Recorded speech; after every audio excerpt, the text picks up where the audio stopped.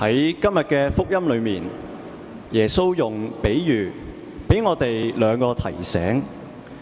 第一，天主佢容許壞事嘅出現，係為咗引出更大嘅善。喺比喻裏面，家主佢容許嗰啲仇人喺田裏面撒下嗰啲壞嘅種子、柚子。天主知道咗，但係佢冇立即去阻止。喺呢度就係表達緊一個嘅現實，就係天主佢會容許魔鬼喺呢個世界上面播種一啲壞嘅種子喺人心裏面，而魔鬼就會利用人嘅自由去推動好多嘅邪惡。所以我哋喺人類歷史上面都發生過唔少黑暗嘅事件。而最唔應該發生嘅事情，就係嗰位無罪嘅天主子耶穌，佢因為受到人心嘅嫉妒，俾人用權力判佢喺十字架上面嘅死刑。天主佢容許啲邪惡，唔單止係喺我哋當中出現，佢亦都容許嗰啲邪惡可以影響到佢自己。天主容許邪惡出現，係因為佢有能力可以喺嗰啲邪惡嘅事情中引出一啲嘅好事出嚟。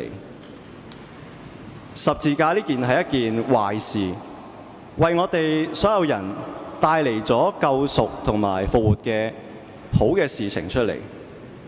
天主佢就係有能力將喺歷史上面最黑暗嘅一日轉變成一個最好嘅一日。而愛我哋嘅天主都同樣有能力，可以透過嗰啲壞事情幫我哋去獲得益處。我哋都唔需要話因為有邪惡嘅出現，我哋覺得奇怪，或者我哋有份過分嘅擔心，因為一切都喺天主嘅掌握當中。對於我哋生活上面嗰啲發生唔好嘅事情，我哋都需要去忍耐。因為嗰啲都係天主容許出現嘅事情。呢份嘅忍耐係指我哋要學習天主嘅嗰份忍耐。呢個就係我哋講嘅第二點，學習天主嘅忍耐。我哋睇返個比喻，家主佢喺面對住嗰啲柚子存在喺田裏面，佢點樣回應嗰啲僕人？佢回應僕人就係話，要等到嗰啲麥子、柚子，等佢哋長大之後收割完，先至再分開佢哋，留嘅好低，而壞嘅就燒咗佢。呢個就係話，天主喺等到呢個世界終結、人嘅生命嘅終結嘅時候，就會審判。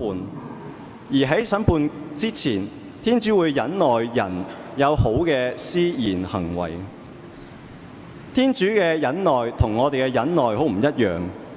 天主嘅忍耐係自創世開始，佢忍耐咗無數咁多個世紀嘅人，直到世界嘅終結。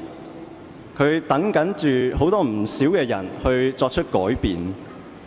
我哋嘅忍耐呢，相比之下就係可能係嗰啲日常生活嘅小事，遇到人哋可能犯嘅錯誤。我哋就會話要天主即刻去剷除嗰啲柚子，要天主即刻去彰顯佢嘅公義。如果天主要即刻彰顯佢嘅公義，相信我哋冇人可以係當之無愧。就算我哋覺得自己幾咁再好都好，我哋都冇可能話過我哋試過喺心裏面冇發過脾氣，對近人冇耐性，懶惰、浪費時間，或者貪慕少少嘅虛榮。我哋嘅內心其實有時都係時好時壞咁樣。如果天主要即刻去清除所有嘅柚子，我哋冇人可以喺天主面前站立得住。所以天主佢唔即刻剷除嗰啲柚子，其實都係彰顯佢嘅仁慈，因為佢知道我哋每個人都需要住時間同埋機會去進步，去等到嗰啲柚子變返麥子。成日都有句説話好出名嘅，就係聖人有佢嘅過去，而罪人有佢嘅未來。我哋講嘅聖人唔係話嗰啲唔完美嘅、完全唔犯錯嘅人。我哋講嘅聖人係話，聖人係會珍惜時間同埋機會，一個不斷奮鬥嘅罪人。所以我哋都要去珍惜天主俾我哋嘅每一日嘅時間，珍惜告解聖事同天主修和嘅機會。呢啲都係天主俾我哋嘅仁慈同埋忍耐，俾我哋慢慢改變，喺嗰啲軟弱上面去奮鬥。有子係天主容許之下先至存在，所以我哋要對天主有信心，佢能夠將嗰啲壞事變成好事。雖然我哋嘅眼光唔似天主咁闊，可以睇到有啲咩善事可以引申到出嚟，喺目前為止，但係天主今日同我哋講嘅就係話，我哋要忍耐，要有耐性，要同有子去共存。我哋都需要為罪人祈禱，包括我哋自己，求天主都俾我哋時間同埋機會去改過自身。天主保佑。